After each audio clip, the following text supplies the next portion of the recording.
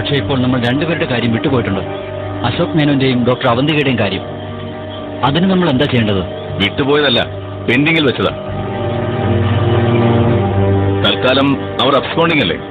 ആദ്യം സ്വന്തം പുകമറ മാറ്റി അവർ വീണ്ടും അവതരിക്കട്ടെ. അവതരിക്കും. അപ്പോൾ ആലോചിക്കാം എങ്ങനെ നേരിടണമെന്ന്.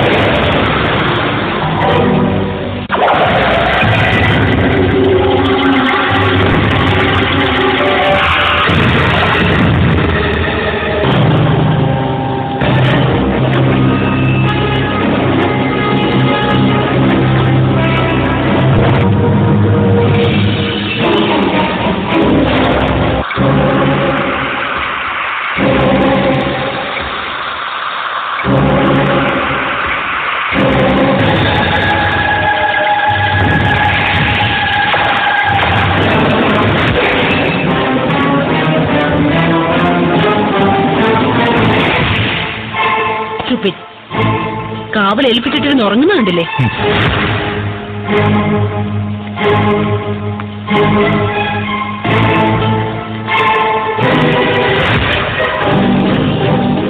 എനിക്ക് ഹലോ,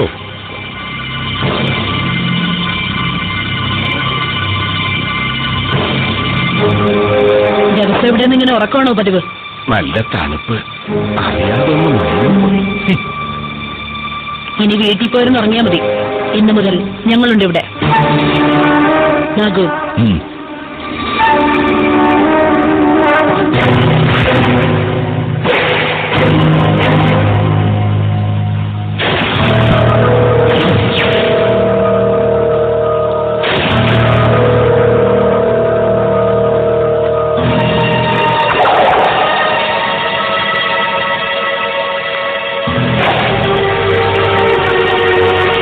സാറ് തരാൻ പറഞ്ഞു. ഇതാ പിടിക്ക്. ഇനി ഞാൻ അവിടുത്തെ സെക്യൂരിറ്റി. നിങ്ങൾ ഇങ്ങോട്ട് വരണമെന്നില്ല. ഓ, ആവശ്യമുണ്ടെങ്കിൽ ഞാൻ വീട്ടിൽ വന്ന് വിളിക്കാം. ഓ, വാ. 1.5 മാസമായിട്ട് അടച്ചിട്ടിരിക്കുകയാണെന്ന് സാറ് പറഞ്ഞു. പോലീസുകാരോ മറ്റോ ഇവിടേക്ക് അന്വേഷിച്ച് വന്നിരുന്നോ? ഇല്ല. പോലീസുകാരല്ലാത്ത ആരെങ്കിലും? ആരും വന്നില്ല. എന്നാ പിന്നെ നിങ്ങൾ വിട്ടോ. ഓ,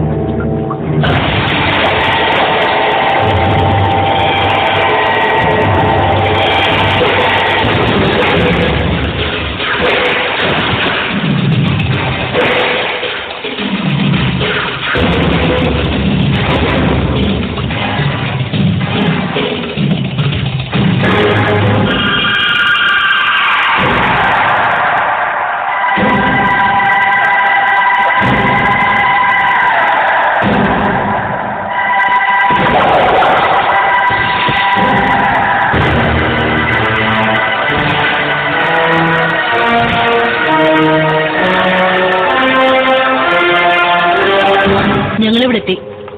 ഇല്ല, പ്രത്യേകിച്ച് മാറ്റങ്ങളൊന്നുമില്ല. പണ്ട് റെഡിയാക്കിയിട്ടിരുന്ന ഓപ്പറേഷൻ റൂം പൊടിയടിച്ച് കിടപ്പാ. അതൊന്ന് ക്ലീൻ ചെയ്യണം.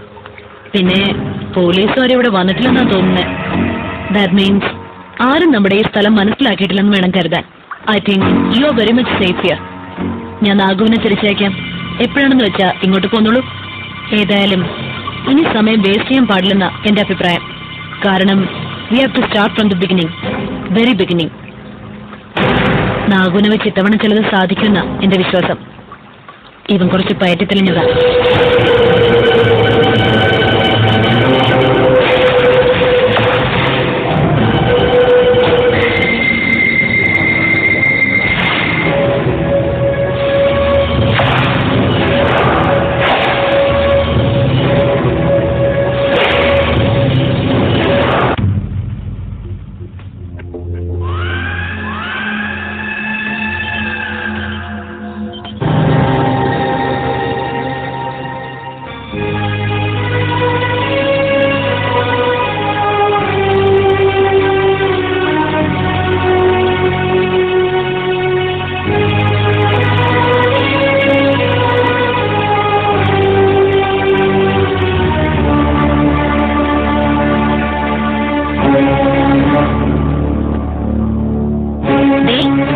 ഇങ്ങനെ സാരിയുന്ന സമയം എടുത്ത് ഇവിടെ ഇരിക്കണ്ട. പെട്ടെന്ന് കഴിച്ചു കൈ കഴുക.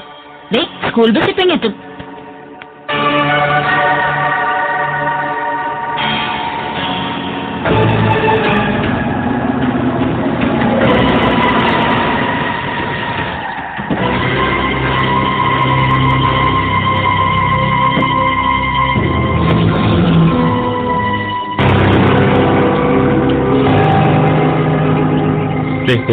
നീ അധികം വർത്താനം പറയാൻ നിൽക്കണ്ട. കേസ് കോടതിയിൽ കിടക്കുക. ഈ വരവൊരു വഴക്കായാൽ നമ്മൾ വീട് കയറി ആക്രമിക്കാൻ വന്നു എന്ന് പറഞ്ഞ് കേസ് തിരിയും. നമുക്ക് നമ്മുടെ കുട്ടിയെ സുരക്ഷിതമായിട്ട് കിട്ടണം. അതാണ് ഉദ്ദേശം. മനസ്സിലായല്ലോ? മനസ്സിലായി. എന്നാ വാ.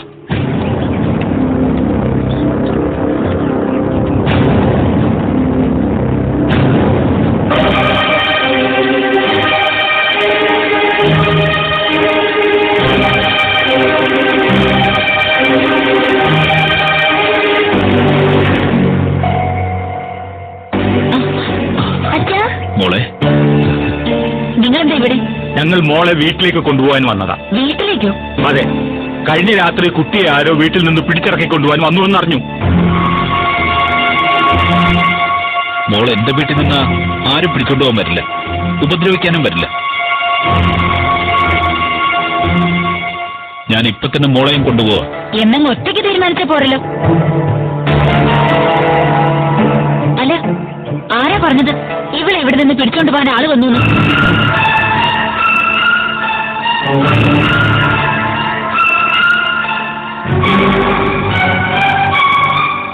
ഹലോ, സാറന്മാർ ഉത്തരവൊന്നും പറഞ്ഞില്ല. ശാന്തിനെ ഈ വീട്ടിൽ നിന്ന് ആരെങ്കിലും പിടിച്ചോണ്ട് പോകാൻ ശ്രമിച്ചെന്ന് നിങ്ങളോട് ആരാ പറഞ്ഞെന്ന്? കൂടുതൽ ക്ലോസ് ചെയ്യണ്ട.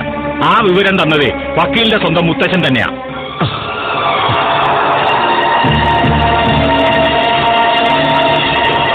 അത് പിന്നെ മോളെ, എനിക്ക് തോന്നി സംഭവിച്ച കാര്യം ദേവനെ ഫോൺ വിളിച്ച് അറിയിക്കണമെന്ന്. നാളെ കുട്ടിക്ക് എന്തെങ്കിലും സംഭവിച്ചാ ഇവരെന്നെ ഒന്ന് ചോദിക്കില്ലേ എന്താ അറിയിക്കാനെന്ന്? അതുകൊണ്ടാ. കൂടുതൽ വിശദീകരിക്കണമെന്നില്ല. അപ്പോഴേ എനിക്ക് തോന്നിയതാ മുത്തച്ഛൻ എന്തെങ്കിലും കുഴപ്പം കാണിക്കുന്നു.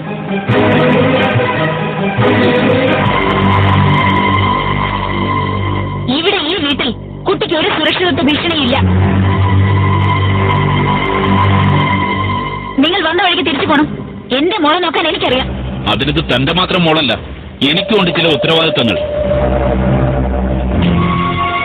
കോടതി പോലും അത് അനുവദിച്ചു തന്നിട്ടുള്ളതാ. സമ്മതിച്ചു.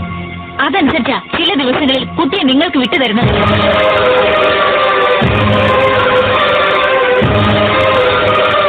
അതോട് കഴിഞ്ഞു കുട്ടിയുടെ ഉത്തരവാദിത്വമൊക്കെ.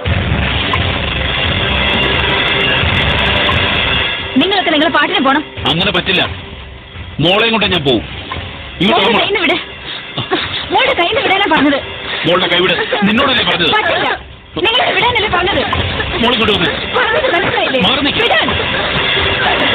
ഇവിടെ എന്താ ഈ നടക്കുന്നേ?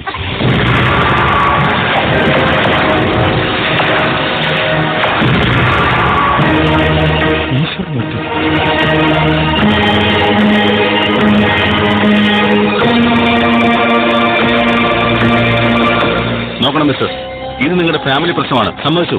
പക്ഷേ ഒരു കുട്ടിയുടെ ഭാവി തകർക്കാനേ ഈ വഴക്ക് ഉപകരിക്കൂ.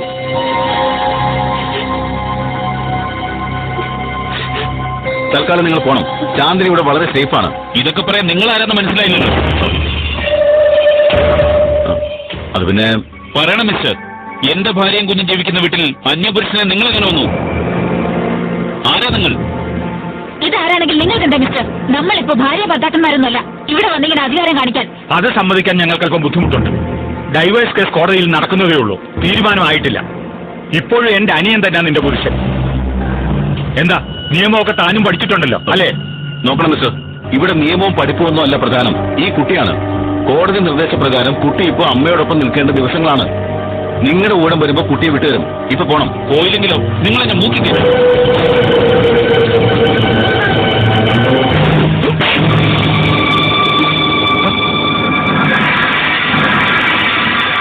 പറഞ്ഞ അനുസരിച്ചില്ലെങ്കിലേ തല്ല ഞങ്ങളുടെ പ്രാക്ടീസ്.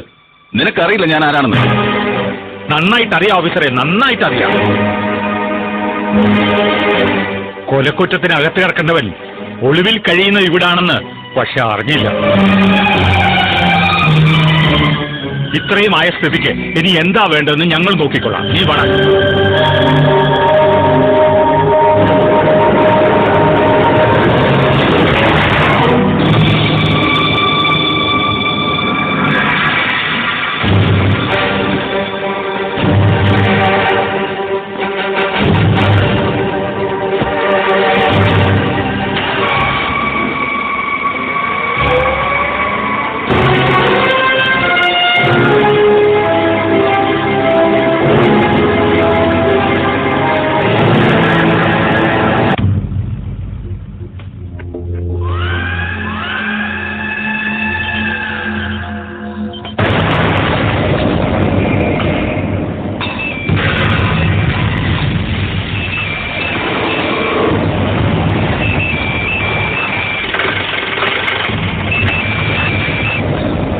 ഹലോ മിസ്റ്റർ അൻവർ, ഞാൻ രവിവർമ്മനാണ്, നിങ്ങളുടെ വീട്ടുടമസ്ഥൻ.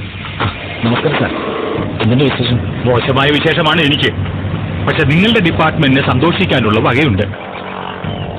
ഒരു ഇമ്പോർട്ടന്റ് ആയ രഹസ്യ വിവരം തരാനാണ് ഞാനിപ്പോ മിസ്റ്റർ അൻവറിനെ വിളിച്ചത്. രഹസ്യമോ? അതെ, ഒരു കൊലക്കുറ്റത്തിനും മറ്റൊരു കൊലപാതക ശ്രമത്തിനും പ്രതിയാക്കപ്പെട്ട ഒരു IPS കാരനില്ലേ, ആ ഒളിവിൽ കഴിയുന്ന ഈശ്വർമൂർത്തി, അയാൾ എവിടെയാ ഒളിച്ചു പാർക്കുന്നതെന്ന് ഞാൻ കണ്ടുപിടിച്ചു. എവിടെയാ സാർ അദ്ദേഹത്തെ കണ്ടത്? വേറൊരിടത്തുമല്ല, എന്റെ അനിയന്റെ ഭാര്യ വീട്ടിൽ തന്നെ, അഡ്വക്കേറ്റ് റാണി നായർ താമസിക്കുന്നിടത്ത്. അല്ല, അത് ഈശ്വരമൂർത്തി തന്നെയാണെന്ന് സാറിന് ഉറപ്പുണ്ടോ? തീർച്ചയായും. അയാൾ എന്റെ അനിയന്റെ കുടുംബജീവിതത്തിൽ ഇടപെട്ടു. അവനെ ഇന്ന് തല്ലുക കൂടി ചെയ്തു. അവനെ വീട്ടിൽ കൊണ്ടിറക്കിയില്ല ഞാനിപ്പോ ഫോൺ ചെയ്യുന്നത്. ഇമ്മീഡിയറ്റ് ആയിട്ട് നിങ്ങൾ ഫോഴ്സുമായിട്ട് ചെല്ലണം. അവൻ കസ്റ്റഡിയിലായ വിവരം ഇന്നത്തെ സായാഹ്ന പത്രത്തിൽ എനിക്ക് വായിക്കും. മാത്രമല്ല, നിങ്ങൾക്ക് ഒരു ഗുഡ് സർവീസ് എൻട്രി കിട്ടുന്ന സംഭവമായിരിക്കും ഇത്. എന്താ, അൻവറിനെ കൊണ്ട് പറ്റുമോ? പിന്നെന്താ, ഞാൻ നന്നായിട്ട് ശ്രമിക്കാം സാർ. ഏതായാലും എനിക്ക് ഉപകാരപ്പെടുന്ന ഏർപ്പാടായതുകൊണ്ട് സാറത് മറ്റാരോടും പറയണ്ട. ഇപ്പൊ ഞാനവിടെ ചെല്ലുമ്പോൾ ആളിനെ പറ്റിയില്ലെങ്കിലും രാത്രി ആളിനെ കൊടുക്കാനാവുമെന്നാണ് എന്റെ മനസ്സിൽ. അങ്ങനെയാണെങ്കിൽ ഇന്നത്തെ സായന പത്രത്തിലാവില്ല, നാളത്തെ പ്രഭാത ദിനപത്രത്തിലെ സാറിന് അറസ്റ്റ് വിവരം വായിക്കാൻ പറ്റും. അതുവരെ സാർ ക്ഷമിക്കേണ്ടി വരും. ഓ, അതിനെന്താ, ഞാനൊരു വിവരം കിട്ടിയത് അങ്ങോട്ട് പറഞ്ഞു. അൻവർ അത് യഥായോഗ്യം ഉപയോഗിച്ചാൽ മതി. Okay okay sir, thank you very much. വിവരങ്ങൾ ഞാൻ സാറിനെ അങ്ങോട്ട് വിളിച്ച് പറഞ്ഞോളാം. ആയിക്കോട്ടെ, താങ്ക്സ്. ശരി.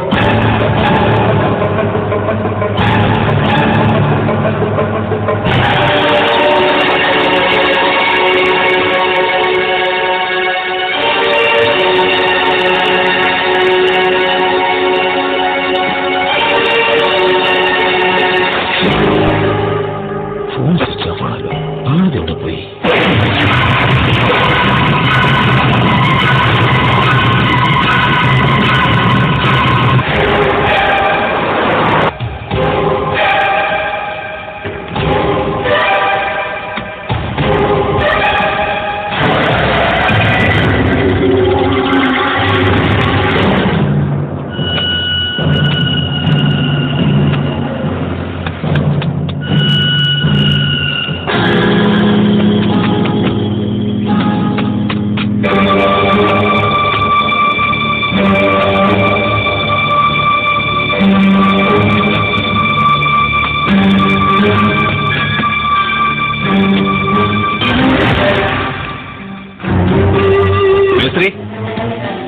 മേസ്ത്രി,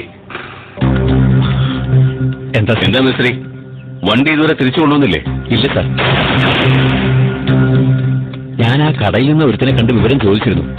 അവനെ അയാൾ ഇടയ്ക്ക് വിളിച്ചിരുന്നെന്നും അപ്പോൾ നാഗർകോവിലിൽ എത്തിയെന്നോ പറഞ്ഞത്. നാഗർകോവിലോ? അതെ സാർ, ഹോൾസെയിൽ കടയിൽ നിന്നൊക്കെ ചീപ്പ് റേറ്റിന് റെഡിമെയ്ഡ് വാങ്ങിക്കല അയാളുടെ പണി. ഇവിടെ കൊണ്ടുവന്ന് കൂടിയ വിലയ്ക്ക് വിൽക്കും. ഏകദേശം ഒരു സന്ധ്യ മയങ്ങുമ്പോഴേ വണ്ടി ഇവിടെ എത്തുള്ളൂന്നാ തോന്നുന്നത്.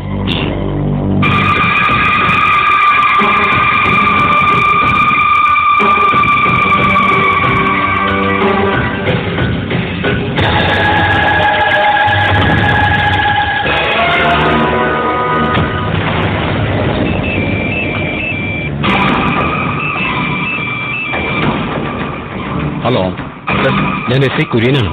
ആ എന്താ കുര്യൻ? സർ, ഞാൻ എന്റെ വണ്ടി നന്നാക്കാൻ മരക്കട റോഡിലെ വർക്ക്ഷോപ്പിൽ വന്നതാണ്. അപ്പോൾ ഈശ്വരമൂർത്തി സാറിനെ നേരിട്ട് കണ്ടു. വാട്ട്? ഈശ്വരന്? അതെ സർ, ഇവിടുത്തെ വർക്ക്ഷോപ്പ് മേസ്ത്രിയുമായി എന്തോ സംസാരിക്കാണ് കക്ഷി. ഞാനല്പം അകത്തായതുകൊണ്ട് എന്നെ കണ്ടിട്ടില്ല. കുര്യൻ, ഈശ്വരമൂർത്തി ഡിപ്പാർട്ട്മെന്റ് അന്വേഷിക്കുന്ന ഒരു ക്രിമിനൽ കുറ്റവാളിയാണ്. അറിയാം സർ, അതുകൊണ്ടാണ് ഞാൻ കണ്ട ഉടനെ ആ ഒരു സാറിനെ വിളിച്ച് പറയുന്നത്. വിളിച്ചു പറയലല്ല, അറസ്റ്റ് ചെയ്യലാണ് ആവശ്യം. നിങ്ങൾ എന്തുകൊണ്ടാണ് ചെയ്യാത്തത്? സോറി സർ, അദ്ദേഹം ഒരു സീനിയർ ഓഫീസറായിരുന്നു. പിന്നെ അദ്ദേഹം ആ ക്രൈമൊക്കെ ചെയ്തിട്ടുണ്ട് എന്ന് ഇപ്പോഴും തെളിയിക്കപ്പെട്ടിട്ടുമില്ല. എനിക്ക് അദ്ദേഹത്തെ തടഞ്ഞു നിർത്തി അറസ്റ്റ് ചെയ്യാൻ ബുദ്ധിമുട്ടാണ്. ശരി ശരി, അയാളിപ്പോ എന്ത് ചെയ്യുന്നു? ആദ്യം അത് പറ. ഒരു നിമിഷം സാർ.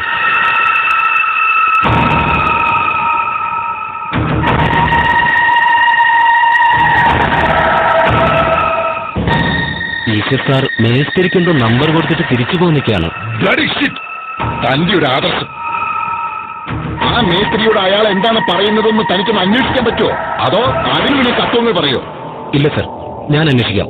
എന്നാൽ അന്വേഷിച്ചിട്ട് ഉടൻ തന്നെ എന്നെ ഒന്ന് വിളിക്ക്. ഞാൻ പറ്റുമെങ്കിൽ അങ്ങോട്ടൊന്ന് വരാം. ശരി സർ, വിളിക്കാം.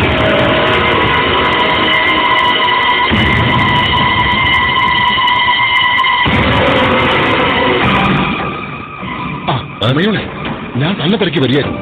വളരെ പ്രധാനപ്പെട്ട ഒരു വിവരമുണ്ട്. എന്ത് വിവരം? ആ ഈശ്വരമൂർത്തി മരക്കട റോഡിലെ വർക്ക്ഷോപ്പിൽ വന്നിരിക്കുന്നു.